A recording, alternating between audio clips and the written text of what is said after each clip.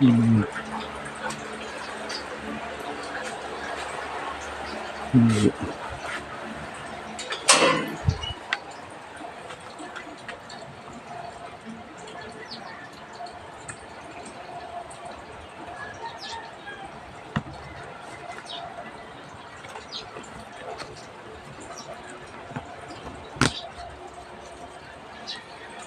Alright, yan.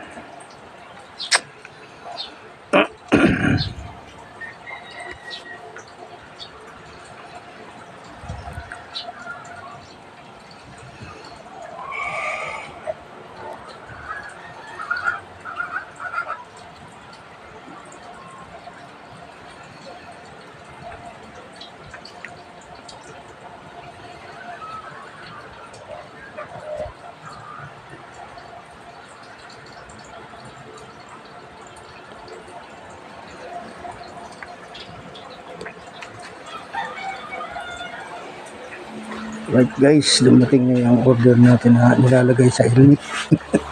Ito nakalagay na guys sa helmet ko. Alright, nakalagay sa helmet. Parang tagilid Tagilid guys. Tagilid ang pagkalagay ko.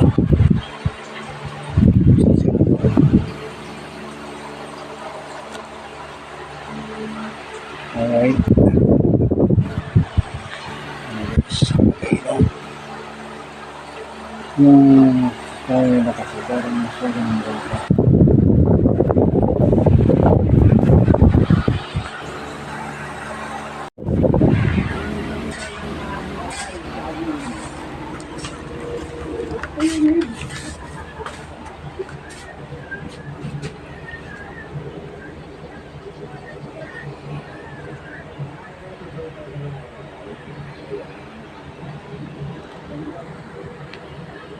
Alright guys, try lang guys. Tama yung takbo ng camera.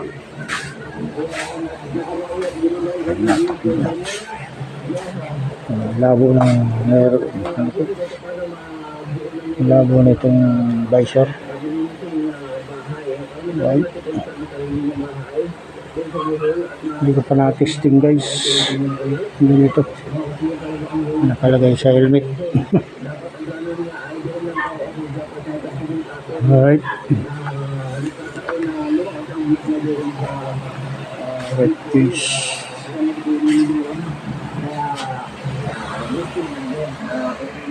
Ng tanghali guys. Super duper guys ang init. Yan guys, grabe init. May hangin-hangin din siya, kaya kaso nga lang talaga yung hangin niya mainit din. Grabing init. Kaya yung tiyohin ni Mrs. natake yata yung kahapon, nawala na, namatay. Yung tiyahin kasi bakla. Nakaburol dun ngayon sa bahay ni Maylina, yung asawa ng kapatid. Alright, tapon lang namatay guys. Siguro tanghali na hapon na. Kasi hindi nalabas ng bahay, hindi nalabas dun sa kwarto niya. Yun, ang patay na. Wala kasing kasama yun sa kwarto. Wala may kasama sa bahay. Kaya lang yung kwarto hindi na malaya ng mga kalapit kwarto. Na lang kasi hindi nga nalabas, hapon na. Yan, pag daw sa kwarto, hindi nakasagot, pinersa yung pinto, pala'y patay na. Hirap talaga yung walang kasama sa walang kasama guys. Mag-isa ka lang, hirap. Makikita ka na lang kung walang mapansin ka lang, mabaho ka na. Ngayon na agad nila. Kung naumagahan pa yun, tao mangangamoy na. Yung nung kalapit kwarto, hindi nalabas ng kwarto, tinignan yun, matigas na. Ang birang buhay guys. Alright, kaya ngayon doon nakaburol sa yung ginawa kong bahay.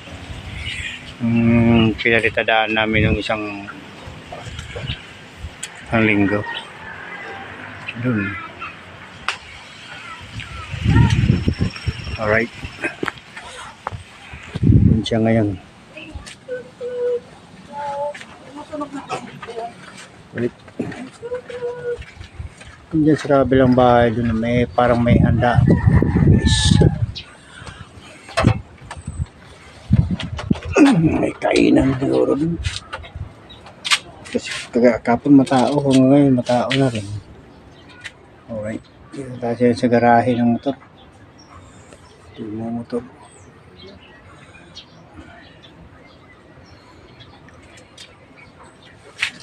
Alright guys, napakainit talaga. Bumaba, umakyat, mainit pa din. Ang bihirang buhay ito. Tingnan nyo man ang init. Although may hangin guys, ang problema nga, yung hangin mainit din.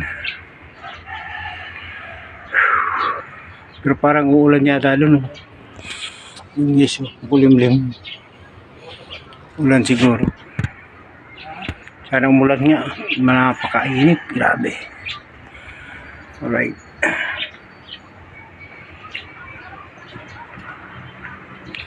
Nilinis na nga yung kwarto ngayon. Siguro na yung mga gamit kasi nangungupahan lang yun dun.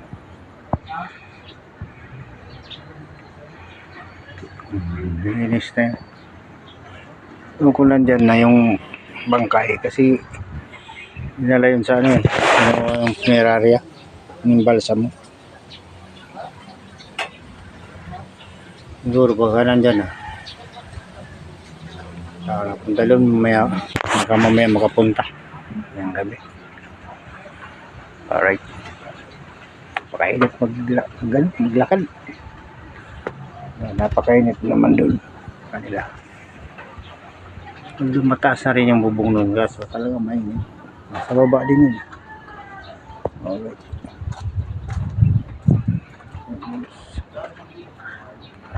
maligo na nga ako guys, talagang sobrang init. Pawisan na naman ako.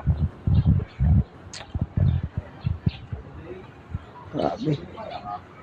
Lalo na sa loob. So, parang sinisilaban guys. Kaya yung aso ko, init na init din. Kahit may electric fan na yun, naghahapon ng electric fan yan. Maghapon magdamag ang electric fan yan. Kasi pag walang electric fan, talaga hingal na hingal yan. Sanay kasi yan guys, maliit pa lang talagang electric fan na siya. Pwedeng wala. May kung mga lang yan yung mga askal na aso. Hindi naman askal yan. Kaya may initin yun.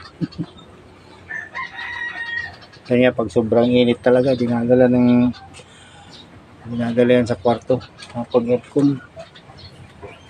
Alright, and guys, yung kulimlim dun kulimlim, sana umulan, sana magdala rito ulan. Alright, and guys, umulan sana guys ng pera. Wag lang yung bariya, masakit sa ulo yun. Buo, mga papel. Alright.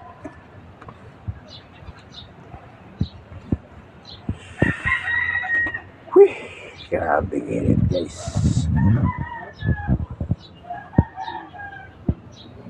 Alright.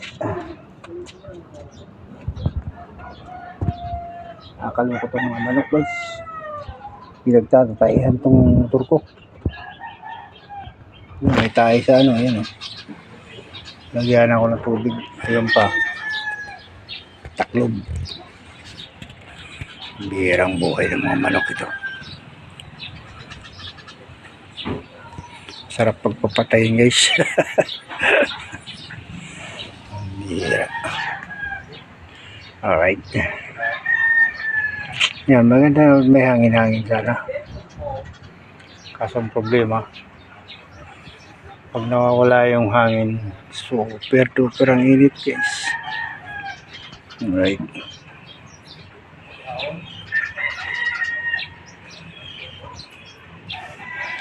Siguro baka umulan kasi may low pressure na naman tayo guys.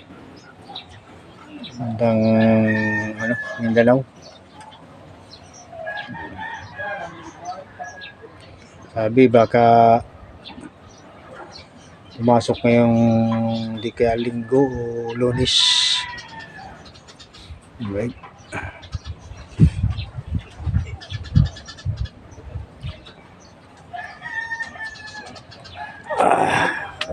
Pero init. Hindi hira. Right.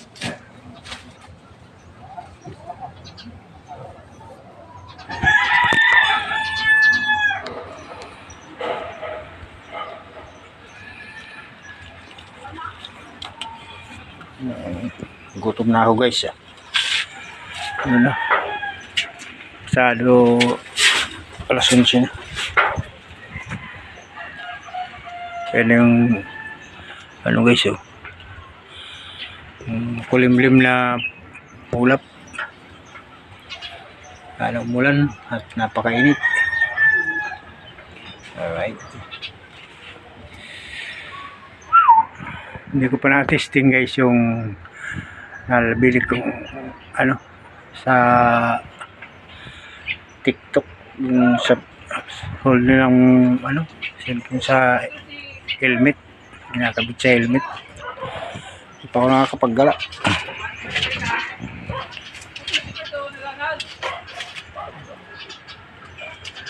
Hindi ako nakagala napakainit kasi maggala. Saka yung motor ko, mabuti kung itong motor ko na to maayos naman siya, nanakbo naman. Ang problema nga lang pag uminit, hindi ko na alam kung baka umusok na naman, uminit yung makina. Ito naman hindi ko naman kasi makagamitin ng boy ko, wala magamit.